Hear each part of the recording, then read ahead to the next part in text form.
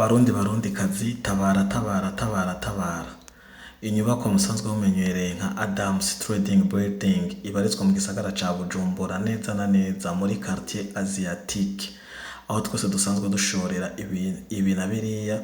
Yadutse umuriro, yafashwe n'umuriro, ata muntu numwe gushika no mango muri ko murakurikirana no makuru tubashikirije kwino nkuru atawuramenya icayiteye.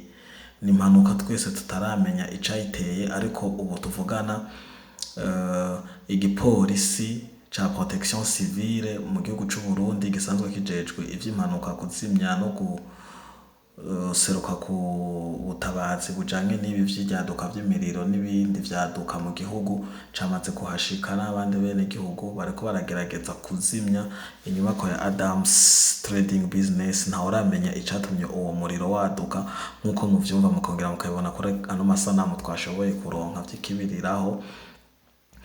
Nta muntu aratahura ikintu na kimwe, ariko inkuru muri no mwate ko tubashikiriza kuri Fleury TV nuko vyifashe. Nihagira ikindi gishasha canke ejo ni bwaca abana ko vyabaye mwijoro, inzu yatanguye gusha mu gihe c'isaha 3 gushika no mango nituramenya icateye iyo mpanuka.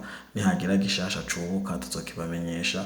Mugume mukurikirana Fleury TV, twongera duhoza imiryango yaburiyeyo ivyabo, kuko ari babagize amakomande n'ibindi vyinshi. Urazi ko gutanguza business nk'iyi mu gisagara ca Bujumbura ryari iterambere rusangi. Twese mu Burundi buzima turababaye, turongeye kandi turahojeje na bene imitahe cane cane. Imana ibaho umutima wo kwihangana, kuko murabona ko atari ibihe bisanzwe, n'ibihe bikomeye cane. Iyo umuntu adasavye ukwihangana Imana ashobora gufata ingingo iyi n'iriya, cane inzira zo kwiyahura n'ibindi bikurikira. Imana ikomeze kubana namwe, naho ubutaha.